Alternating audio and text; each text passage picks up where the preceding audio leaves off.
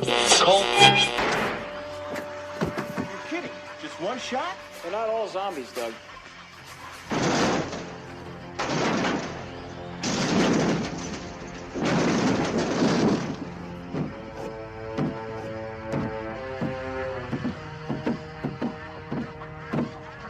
How do you fight this thing? Maybe we could drown it in A1 sauce. Well, sometimes that is better. The person you put up there ain't the person that comes back. It's a dance song to get down with. About 6 feet under. Get there. Ooh, I love this song.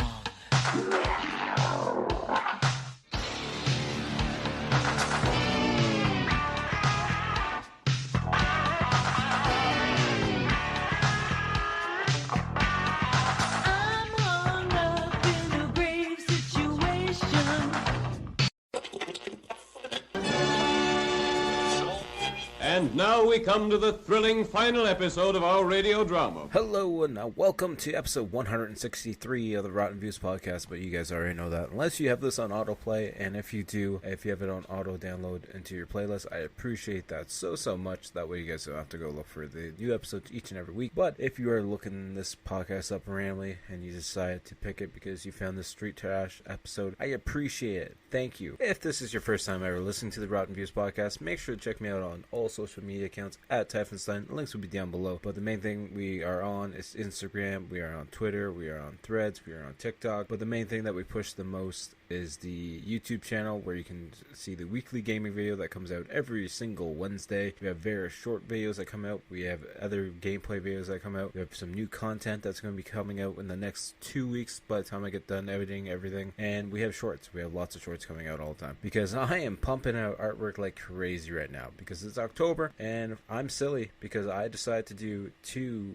daily art pieces for the whole month of October. Most people just do one, subject for Inktober. I do my own Sketchoween as the one where I draw various horror movies on little post-it notes because I thought it'd be kind of interesting and neat. And I started a couple years ago and I just keep doing it. And I just think it's a fun little exercise. And then I wanted to do something different this time around, so I decided to pick various characters or scenes from various episodes of Treehouse of Horror, the Simpson Halloween specials, and I've been drawing single shots of those as well, and they've been going up on Instagram, Facebook. I keep forgetting to update Threads and Twitter, to be honest with you, or X, whatever you want to call it, because I'm horrible at posting on social media. I know that for a fact. I really gotta get better at it. It's so time consuming with everything else, but we will get better at it. And of course, aside from all that stuff, I also do the Lunchbox Art Surprise series for my daughter, where I do a single drawing. I sneak it in her lunch, and she sees it once she's at school. Hopefully, most of the time, the drawing makes it back home slightly in one piece, more or less than not.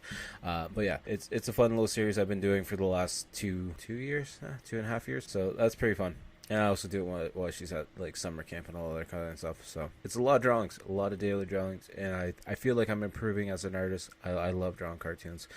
I like drawing portraits. They're fun and all, but cartoons is where it is really at for me. It's so much more relaxing, less stress. Sure, there's more simplistic lines and you can easily screw those up, but you can screw up a portrait nonetheless. It's just a little bit easier to kind of hide it in a portrait, I feel. But nonetheless, enough of that. You guys are here to listen to me talk about one certain thing.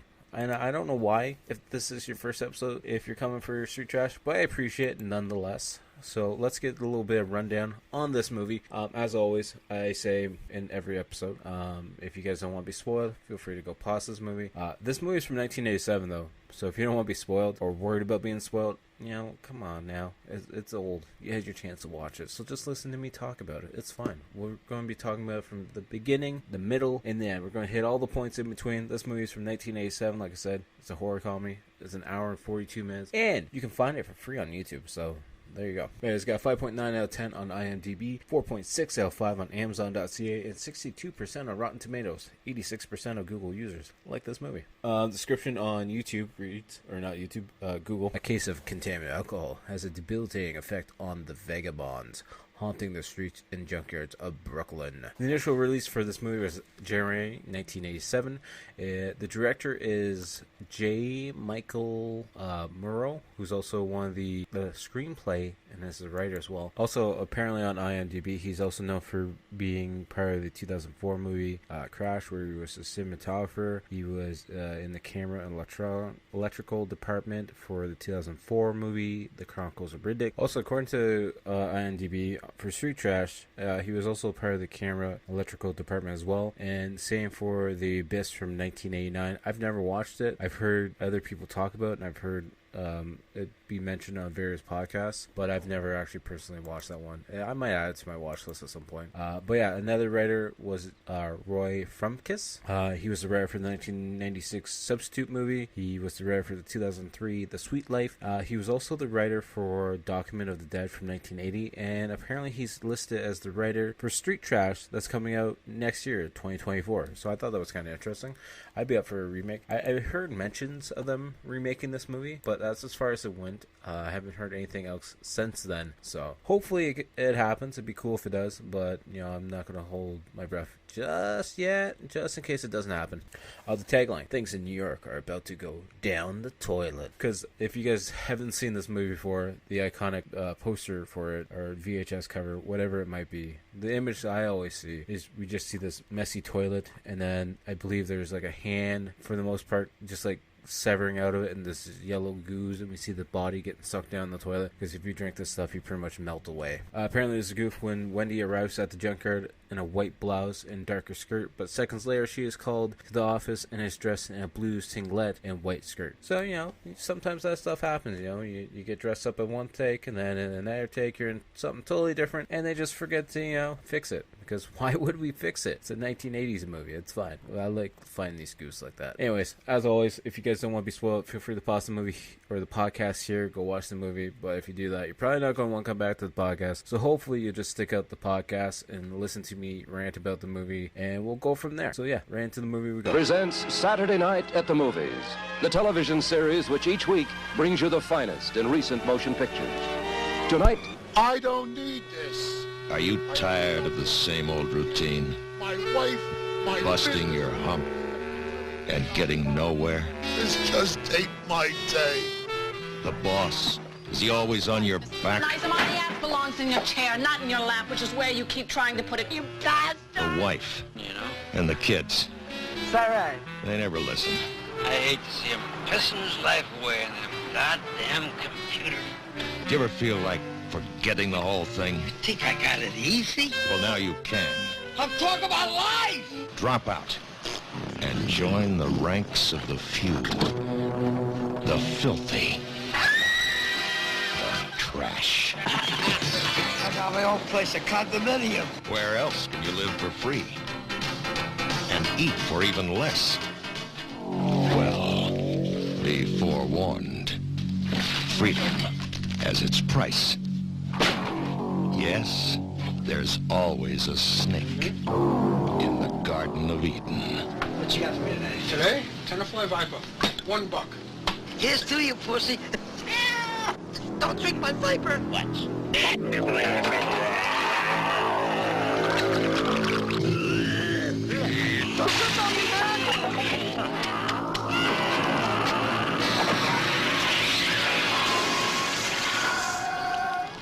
What's the matter? You can't hold your liquor, huh?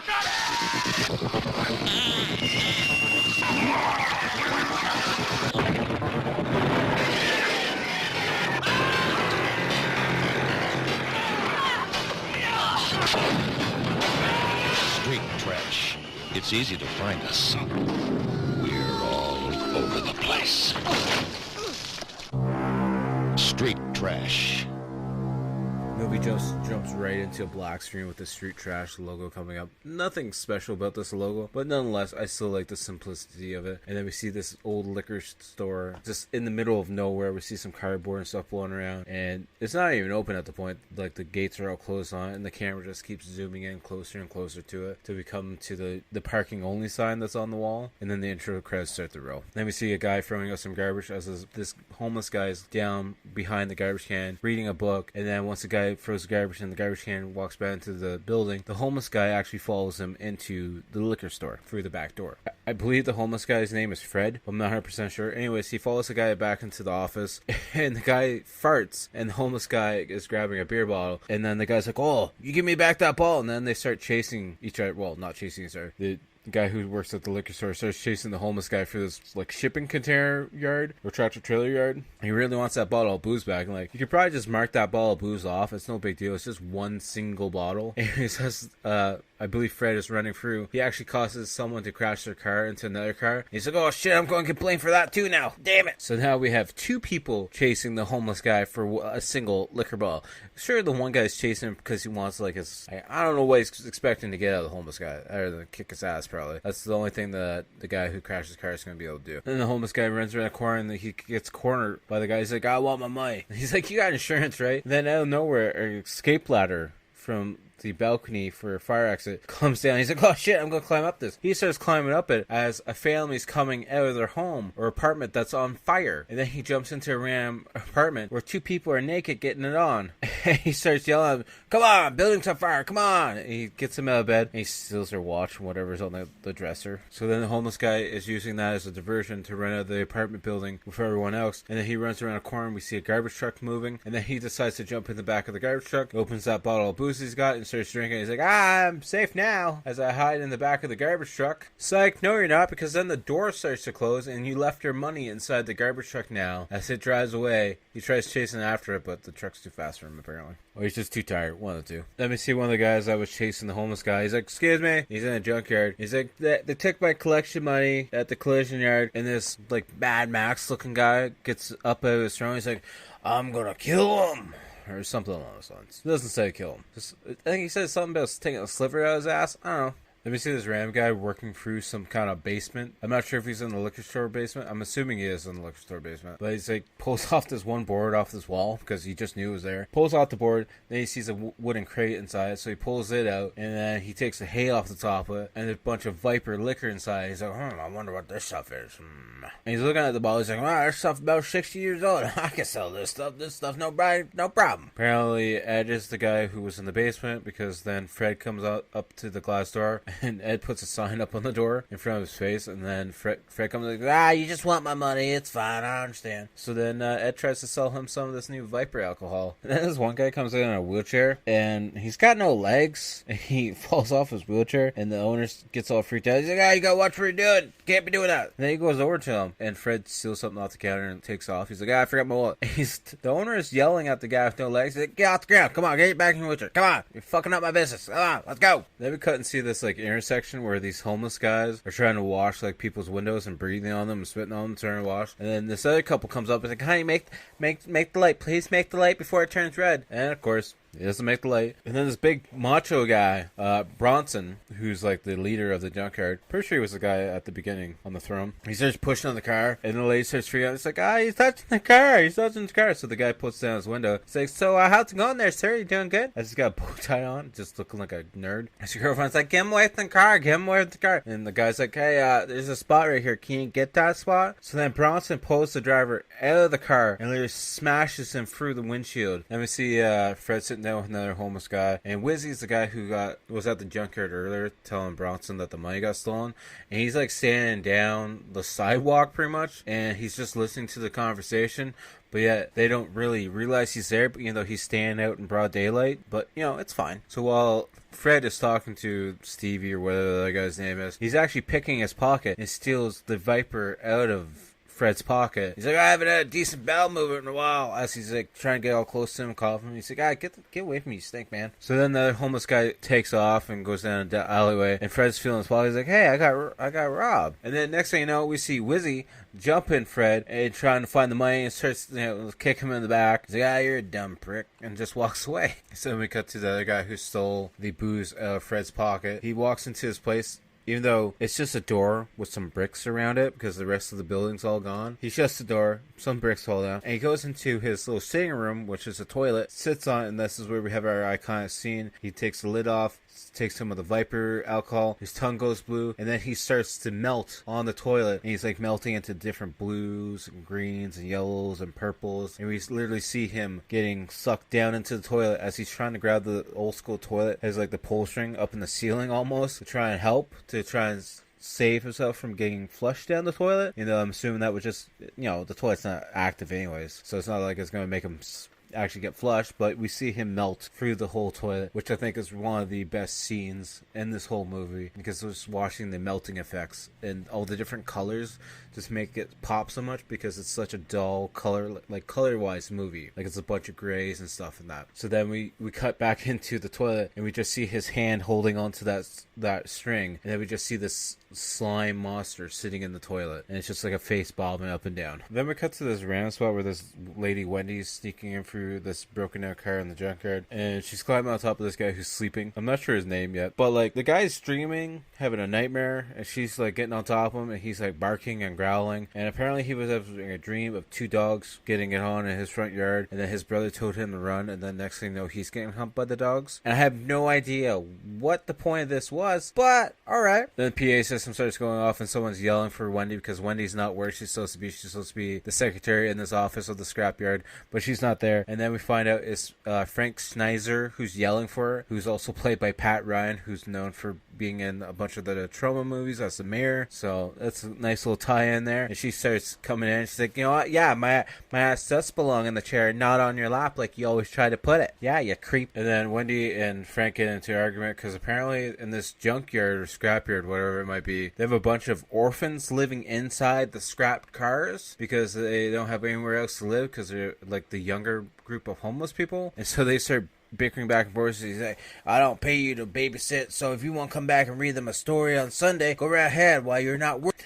Then we have this one homeless guy going into the alcohol shop to sell Viper. He's like, you know, I bet at everything. I bet at my wife, my kids, I got married in this suit. And the guy's like, come on, just buy your alcohol and go. And he, after this little rant, he buys the alcohol, the Viper, and leaves. And the old guy's getting all pissy at the clerk, being like, get a job. It's like, but I'm the one that sold you just the alcohol. I do have a job. Well, what are you doing? Then that same guy's walking down the street, and he walks past ambulance and some other stuff, and Bill the cop, that's his name, grabs the guy. He's like, hey, you ran the junkyard? You know, someone got iced around here. Do you know anything about it? And the homeless guy's like, oh, come on, I can't tell you anything, because Bronsy's going to find out, and he's going to kill me. And he's like, I'm not scared of Bronsy. You find me some information. You come back here tomorrow. I mean it. And then he's ranting as he's going up the fire escape into like a fire exit balcony area. He's like, you know, I got beat. I got dragged down the stairs. Not a cop in sight. I spit on the sidewalk, and the cops are all over me. And he's up on this balcony area, and it looks like his spot where he stays, because there's like a bed, well, not a bed, it's like a sleeping bag and some pillows and stuff. And that cat comes out to come visit him. He's like, hey, look, cat, look what I got. I got some Viper. And he's like, here's to you, pussycat, as he just starts to down the whole bottle of Viper, and he starts to melt. And the cat's just watching him like,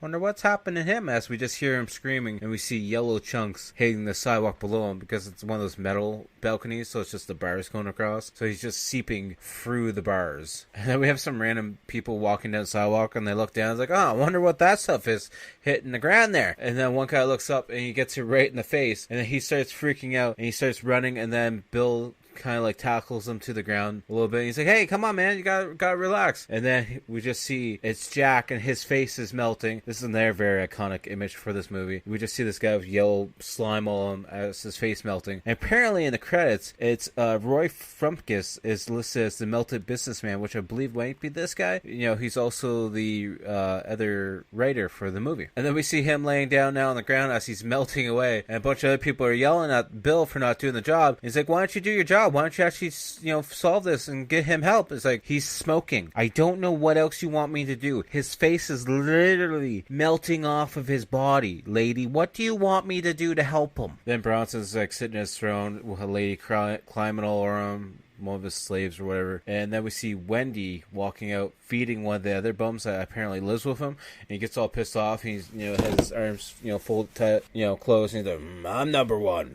This is my junkyard. Even though, you know, Friskins, or Frank Knizer actually owns it. I don't know why he doesn't get the cops, get the guys out of his, property. But I guess, Bronson's just that scared of man. And then we see Fred walking through the junkyard, and he talks to Wendy. He's like, hey, Wendy, leave my younger brother alone, okay? Because apparently it's the whole family. And Wendy gets all pissed off. She's like, fine. I'm not even going to help you out. I'm just going to leave now because I'm not dealing with this crap. Apparently, Fred's younger brother has some money because he helped out Mario with some cars in the junkyard. And Fred, the other guy that's been hanging around him, he's like, hey, just give me the $3 of those and I'll get us some chicken and we'll fry it up tonight on the barbecue. And Fred's like, I don't think I trust that food at all. I did notice when Fred and his little brother go back into the little hiding area where they got beds set up. Behind Fred's little brother's bed area, there's a Hulk bust and a Spider-Man bust. I don't know what they are. They might be piggy banks most likely, but they look cool as hell. And I just noticed that for the first time ever. I haven't noticed that before in any of the other watchings of this movie. Then we see Bert trying to sneak into a grocery store being all like, I'm no homeless guy. I'm just a hardworking man. As he's walking with his hands behind his back, not looking where he's walking. He literally walks into a whole chip bag display and knocks the whole thing over and gets up and like, I didn't see that. I don't know where that came from. And then this weird music just starts to play as we see him walking through the grocery store, grabbing random items and putting them in his pocket of his jacket, in the front of his pants, and sometimes we just hear them, like, the item just dropping quickly, like it's through a zip line almost. Then an old lady sees Bert just stuffing what I'm assuming is packages of chicken down his pants. I guess he's got his pant legs tucked into his boots. And then he starts dropping stuff out of his pants. And the lady's like, I'm going to go tell the manager on you. He's like, go ahead. I don't care about you, old lady. And of course, the manager comes over. He's like, hey, brother, how's it going? Can you tell me when this food expires, please? And he's like, what are you doing with all that chicken in your pants? And then they zoom down to his feet. And it's like, look, you got some chicken hanging out of your pant leg. Bert thought it was going to be all funny and sneaky because he picked up a receipt that fell out of a lady's pocket. And he's like, see, I already paid for all this stuff. See, look at the receipt. And the guy looks at the receipt. He's like, that's all dog food. What about all the chicken that's falling out of your pants? And he's like, let me see that receipt. Oh, so it is dog food, huh? And I mean, like, Bert goes on a rant after being, like, questioned about being a thief. And I can't say most of the stuff that he says in the movie. So if you want to listen to it, you gotta put on the movie yourself. And then at one point he's walking through the cash and he gets a paper bag put on his head and then he walks right through the front window of the store and just walks away. Then we see Bill the cop in like the science lab as they're looking over what's left of the guy who went through the toilet. He's like, what could this be, like the fire jelly? And the scientist is like, napalm? He's like, yeah, that stuff. And then some young guy comes in and starts talking to Bill the cop. He's like, I need some questions, I need some answers. He's like, well, you can't talk to this guy because he's dead. But Bronson, he's the head guy. Apparently he was a hitman back in Nam, and he's all fucked up because of it. Apparently that's the backstory, which makes sense because at one point we had a girl on his lap and a residential plane, whatever. It's not like private jet or anything or military jet. Flies over. He's like, yeah, military coverage, yeah. Okay, dude, you're a little crazy. I get it. Then we have some more facts to reinsure the whole Nam aspect because we see Bronson and his group in the scrapyard. They got a little campfire going, roasting some marshmallows, and Bronson's going on about his, past and how he was pinned down, how women and children are being killed, and all this other stuff that doesn't matter to me personally. Then it goes on about outstanding chow and starts laughing and screaming and freaking out like a maniac. Then we see Bert and Fred and his little brother sitting around the corner playing some cards in their own little hiding spot. And apparently Bert's been, aging some whiskey for the last 5 years. And Fred's like, I don't drink anything that I can't identify, so I'm not touching that kind of crap. Also, they're sipping this whiskey that's been brewing for about 5 years. It also looks like it's coming out of the container that holds your windshield washer coolant inside your engine bay. I'd see it vaguely. The copy on YouTube isn't the greatest. I'm sure it's like a VHS rip of some sort. It says it's 4K, but I don't believe it is. Who knows? Then we have Bronson having a very bad Nam dream as everything's lit up in blue lights, and we have the people, the enemies coming at him. And I'm not sure if it's him fighting or like if it's a younger version of him that's all clean shaven stuff. But we see some Vietnamese people come with their stereotypical hats and everything on. And when it's coming from their point of view, it's blue lighting for some reason. And then when it's his point of view, everything's kind of like red lighting. And then we see some explosions, and it's just him screaming as he's having this bad dream. Well, Bronson then wakes up from his dream but still thinks he's in the dream, so then he grabs a RAM grenade that he has sitting at his spot. He pulls the pin and throws it, and next thing you know, it blows up in the junkyard, and Fred's little brother wakes up, and all we hear is Bronson yelling, "Who's on watch? Who is on watch? Who's on watch?" Apparently Fred never sleeps, because then we cut to Fred, who's outside of Ed's liquor store, knocking on the glass as all the lights are off, being like, hey, you in there? You in there? I want a drink. You in there? Huh? And then Fred walks in this random alleyway where he sees a girl bent right over, puking her brains out, completely drunk like a skunk. And she starts grabbing him, being like, Nicky, take me home. He's like, okay, I'll take you home. And she goes she's really in the mood for doing some stuff. He's like, come on, don't get your puke on me though, okay? I'll take you home. Don't worry. Don't worry though. Well, let's just make it home first though. Then we see this valet guy who's watching the front door, and this business guy comes up, hey, look at you, you're not paying attention doing your job. Did you see someone, take the lady from the alleyway that I was with? And he's like, no, I didn't see anything at all. I just swear to God, I just came out here to get some fresh air. Apparently, this guy is Mr. Duran, who's like the big shot in New York. He's like a big boffy guy who walks with a cane. He probably doesn't need it at all. He just wants to hit somebody with it. I'm not sure how far they've been walking or how close the junkyard is to where this lady came from. But like next thing we know, we see Fred carrying this not like essentially carrying, but he's got his arm wrapped around her and she's holding on to him. And they're in the junkyard as we see a bunch of other guys just like running around inside the junkyard as well. Like they're like, oh, fresh meat. And of course they get ready to get busy on the bed. And Fred's younger brother Kevin wakes up and he's like, Kevin, get out of here. Throws the girl's shoe at him. And he's like, yes, close the door when you're on your way out. And as he's going out, Kevin looks around. He's like, oh yeah, look, there's a bunch of the homeless people all around, and they're watching it. I guess they might be getting off to it. I don't really know what's going on at this point in time, and we're just gonna come back when we're not watching something this weird. I guess the whole movie's weird, but I can't talk about this scene because I don't want to get like blacklisted or anything. I like doing the podcast. I like having subscribers. Then we see one of the other homeless guys walking down. I forget which one this is, to be honest with you. But then he gets surrounded by a punk group that start pouring gas on him, start throwing him around, tossing him around. And then out of nowhere, Bill the cop shows up in what almost looks like an ice cream truck, but it's supposed to be a police truck.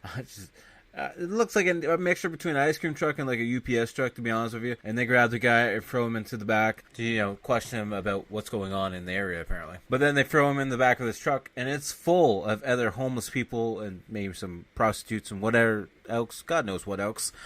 And then they just start driving off. And then we get a better shot of it, because like I said, it's not the greatest shot. It's actually all other girls. Just all, I'm assuming, ladies of the night, apparently. Because he's like, oh, I must be in heaven.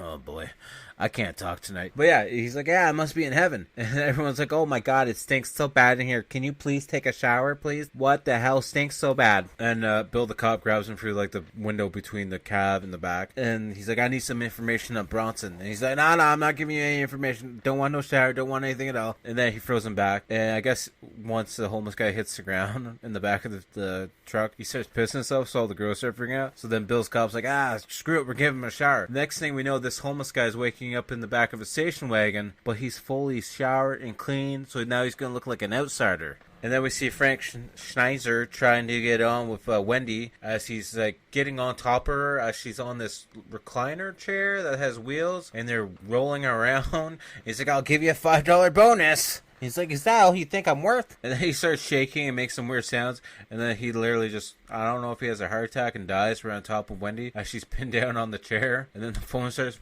ringing and she starts smacking him on the back, being like, please don't die on me, please. And then she's like, oh, please don't stop, as she's trying to reach for the phone as it's ringing. And then Snyder's like, oh, you don't want me to stop, right? I won't stop at all.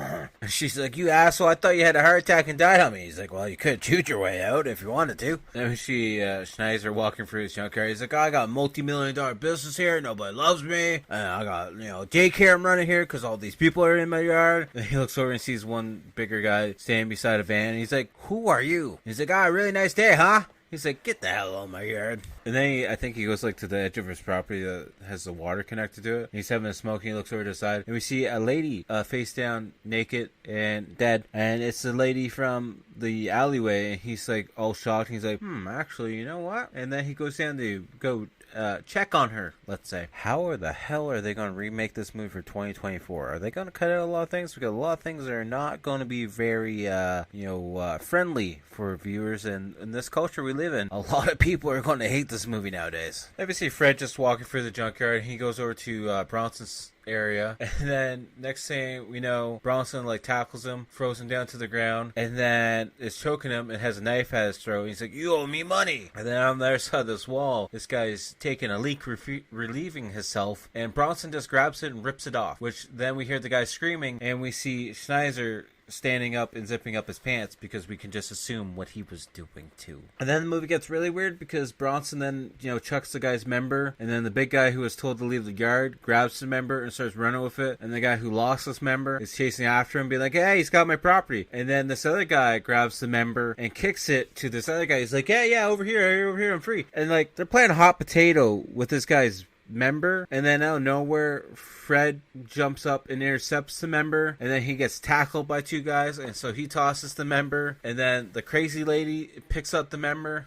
It's weird. And then Bronson notices that she has the member, so then he gets all pissed off, being like, "Why you got that?" So then she tosses the member, and we see it flying in the air as this guy is running up this car to jump and grab it as he lands in a puddle. And then Schneider's just looking on and being like, "What the hell's going on here?" So then the guy who has his member ripped off has it in his hand as he's trying to get into a taxi cab, and the taxi cab driver's like, "Hell no, no way." And then next thing you know, we see him hanging on the back of a school bus as all the kids are screaming. Then we see Duran, who's at the police station now. Apparently he just identified his dead girlfriend, and he's there with the doorman, I guess, and he's like, "You're lucky, kid. You're lucky this cop's here with the gun, because you know how long you survive if the cop wasn't here with the gun? You'd be dead." And Bill comes in the question and be like, "Hey, come on, Duran, I know you're a big guy. How about you leave the job to me? Don't take it out on the streets."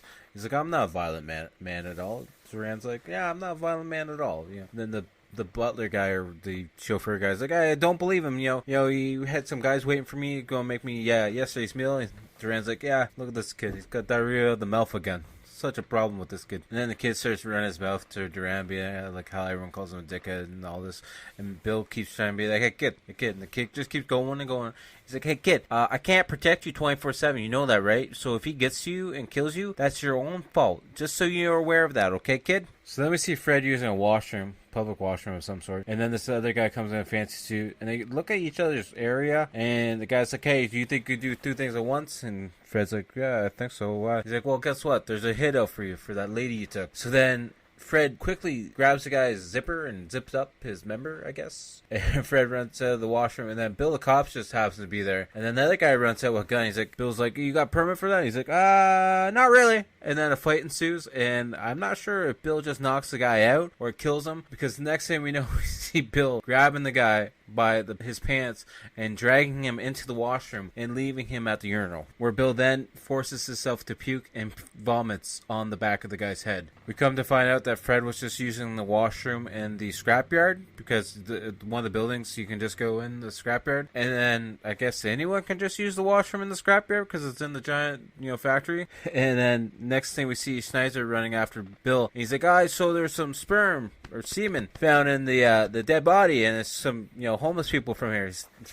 Schneider's like, "So can they tell whose semen was in the body, or do we know? Is that something we can figure out, or is that something you're gonna figure out? I'm just curious, just asking." And Kevin comes over to talk to Fred. He's like, "So what was that all about?" He's like, "It's just a goodwill humor people wondering if I wanted a fudgesicle." And then Fred starts getting pissed off. He's like, "It's not your duty to butt into my business and see what I'm doing, okay? You're my little brother, just leave me alone." And then Fred's like, "You know what? You give me a meaning in life, Kevin. That's to get you the hell away from me." Then we see Bill the cop, exploring the junkyard a little bit, because he saw that Duran was, waiting outside. He's like, "I'm going to stay here, just keep an eye on things," essentially. And he was walking through the junkyard. He comes to Bronson's area and hears some growling underneath a towel. So he picks up the towel, and then next thing you know, it's just Bronson's girlfriend being all weird and stuff. And then Bronson comes out of nowhere and stabs Bill the cop in the back. And then a fight ensues.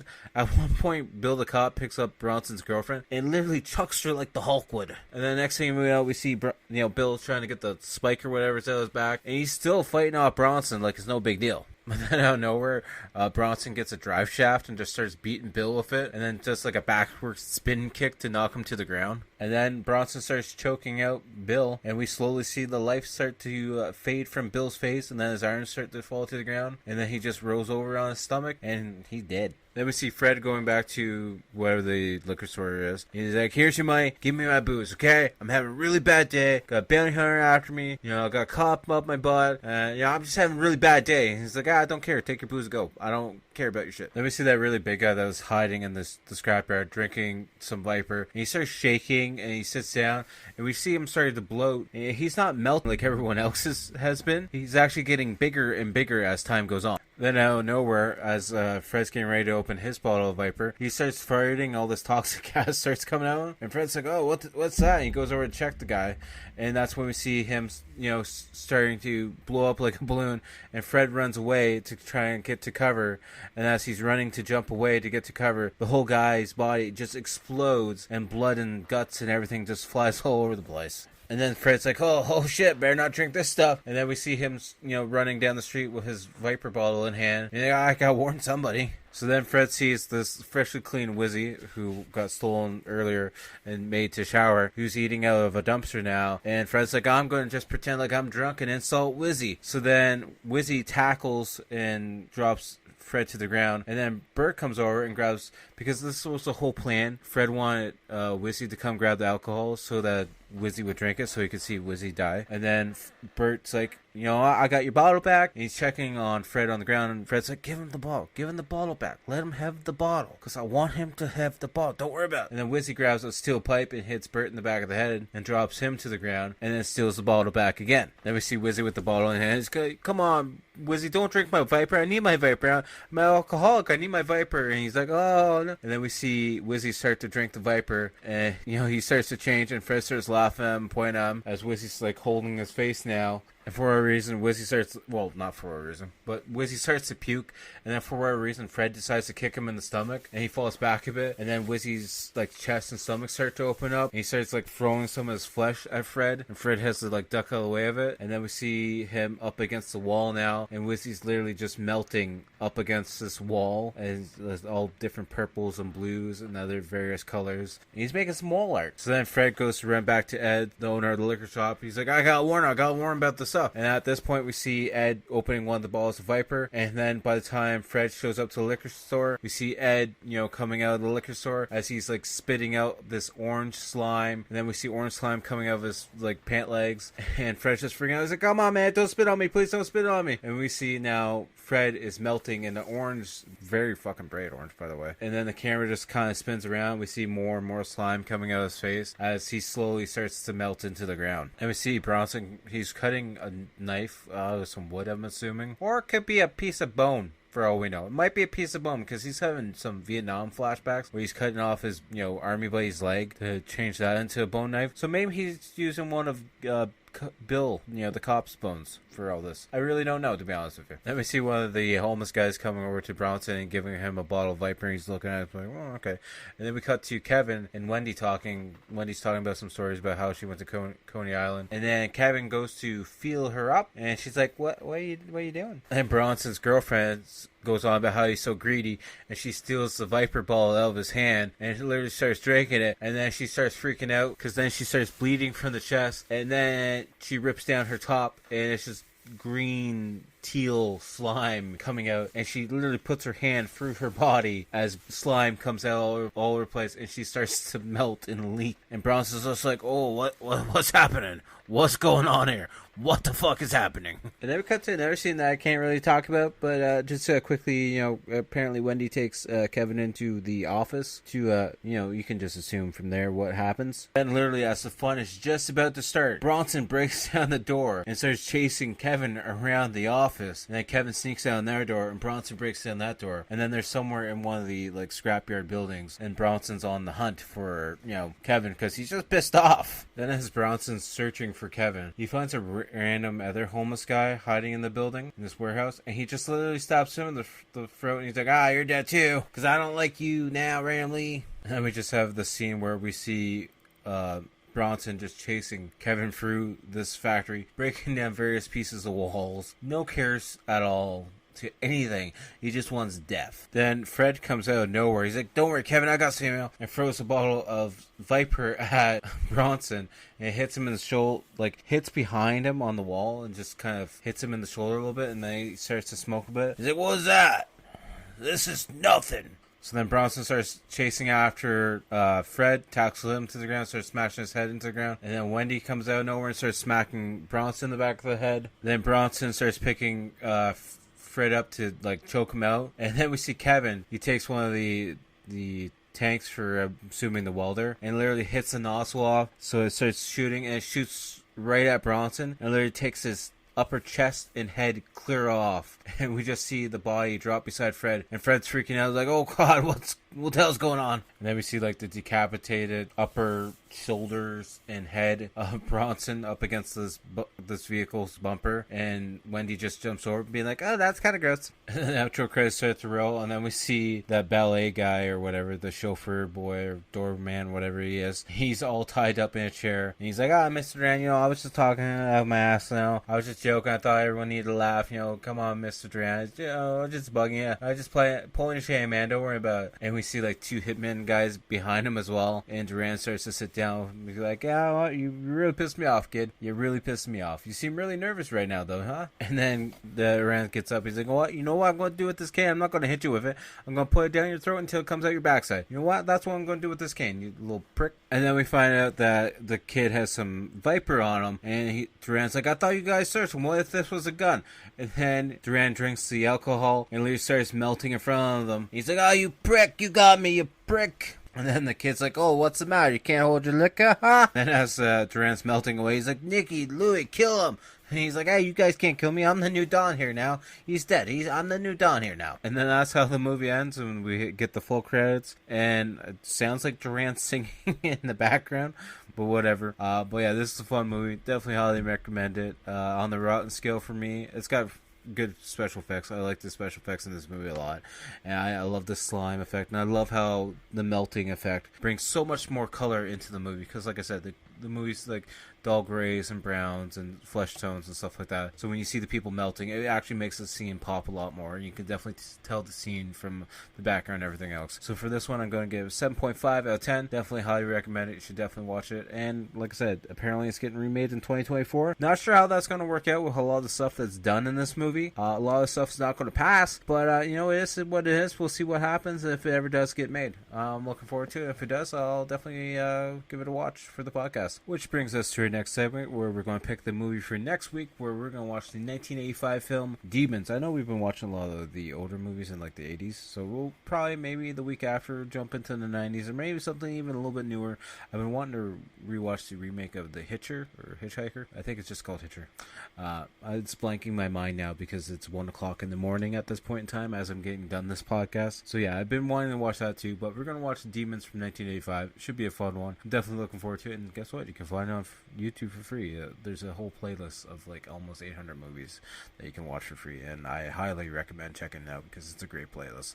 But anyways, as always, make sure to check out the outro band, Toronto-based horror band Blood Opera. I believe they got some new songs coming out here soon this month. I think they're dropping some new stuff, so definitely go check them out. You can find them on all social media sites: Spotify, SoundCloud, YouTube, Facebook, Instagram, probably Twitter or X, whatever you want to call it, probably Threads as well.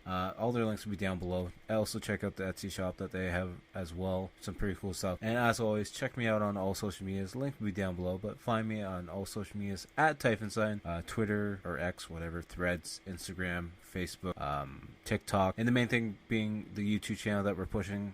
We got the weekly gaming video coming out every Wednesday. We have various shorts coming out throughout the week.